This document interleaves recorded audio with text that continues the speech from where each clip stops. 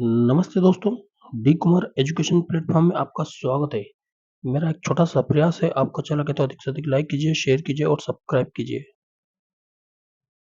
दोस्तों, पीईबी द्वारा आयोजित माध्यमिक शिक्षक टीचर पात्रता परीक्षा 2018 जो कि 3 मार्च 2019 का प्रातः पाली का प्रश्न पत्र है, जिसका हम आज अध्ययन कर रहे हैं, जो कि समाज विज्ञान संकाय का है।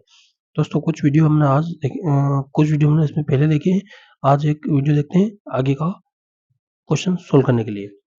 आइए दोस्तों, 20 क्वेश्चन तक हमने पिछले वीडियो में देखे थे। आज हम 21वें क्वेश्चन से देखते हैं।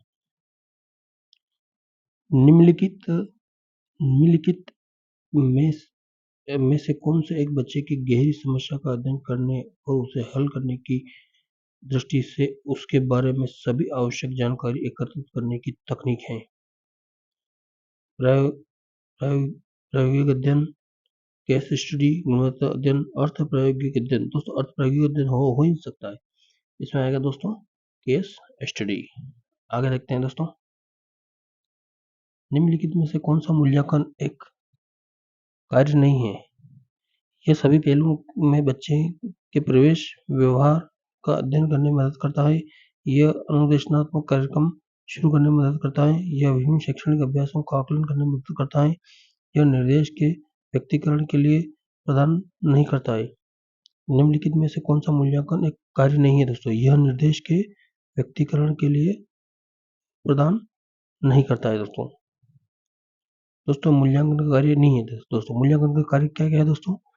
यह सभी पहलुओं के बच्चों के प्रवेश व्यवहार का अध्ययन करने में मदद करता है दोस्तों। यह अनुदेशात्मक कार्यक्रम शुरू करने में मदद करता है दोस्तों। यह विभिन्न शैक्षणिक अभ्यासों का आकलन करने में मदद करता है। आगे देखते हैं दोस्तों। निम्नलिखित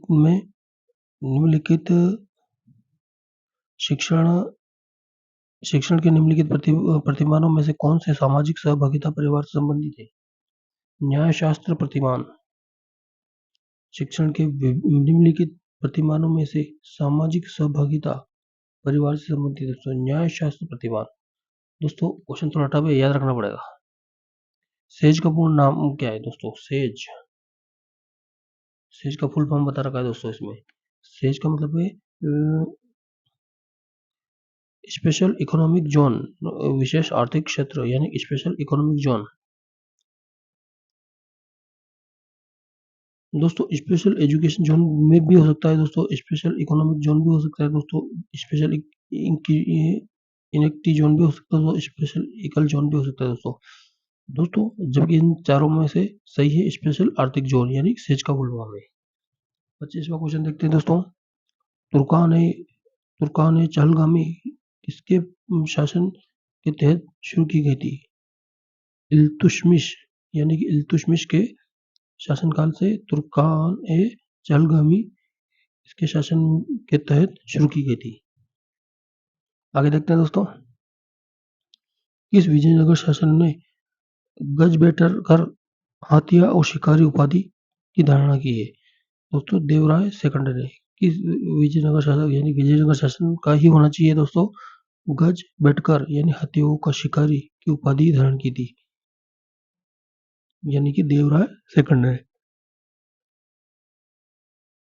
अब दोस्तों, आप यूं भी पढ़ सकते हैं कि देवनारायण सेकंड ने क्या किया था? हाथियों की उपाधि ली थी, हाथियों के शिकार की उपाधि ली थी।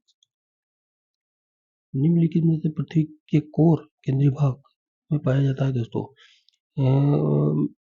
मैग्नीशियम, फेरस, सिलिका, एल्यूमिनियम दोस्तों। फेरस। आप बहुत अच्छा क्वेश्चन दोस्तों। पृथ्वी के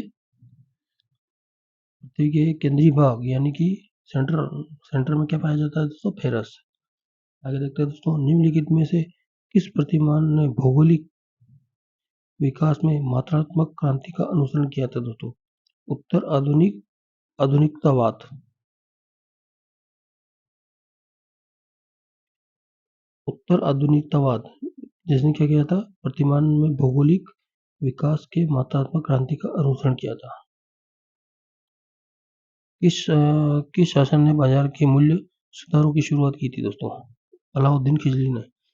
ये तो आप सब जानते हैं दोस्तों, थोड़ा इजी प्रश्न है। किस शासक ने बाजार के मूल्यों सुधारों की शुरुआत की? दोस्तों अलाउद्दीन खिलजी ने। दोस्तों अलाउद्दीन खिलजी ने क्या किया था? किस शासक ने बाजार के मूल्यों के सुधार की शुरुआत की थी? अलाउद्दीन खिलजी ने। हड़प्पा की मोहरों पर किस जानवर की उत्कीर्ण किया जाता है? दोस्तों हड़प्पा की मोहरों पर किस जानवर के उत्कीर्ण किया जाता है? तो गाय। दोस्तों हड़प्पा की जो मोहर थी, उस पे गाय की आकृति बनी हुई थी। आगे देखते हैं दोस्तों, इस संविधान संशोधन ने शिक्षा के अधिकार को मौलिक अधिकार के रूप में पेश किया। 76वें संशोधन। बहुत आईएमपी क्वेश्चन है दोस्तों। 76वां जो संशोधन था उसने क्या किया? शिक्षा का अधिकार मौलिक अधिकार के रूप में पेश किया। कालिदास का कौन सा ग्रंथ नहीं है दोस्तों? मेघदूत, मालविका ग्रंथम, मचकटिम शांतनम। दोस्तों मचकटिकम कालिदास जी का लिखा हुआ ग्रंथ नहीं है। नाबार्ड की स्थापना कब हुई? 1982 में। दोस्तों नाबार्ड की स्थापना कब हुई? 1982 में नाबार्ड की स्थापना हुई। सरकार के पास अपशिष्ट विषयों पर कानून बनाने की शक्ति है, यानी कि संघ सरकार के पास अपशिष्ट विषयों पर कानून बनाने की शक्ति है। संघ सरकार के पास अपशिष्ट विषयों पर कानून बनाने की शक्ति है। दोस्तों आगे देखते हैं दोस्तों, एक संस्थागत यंत्र है जो भारत के राज्यों को प्रतिनिधित्व प्रदान करता है। राज्यसभा। कौन सा है दोस्तों? राज्यसभा एक संस्थागत तंत्र है जो भारत के राज्यों को प्रतिनिधित्व प्रदान करता है।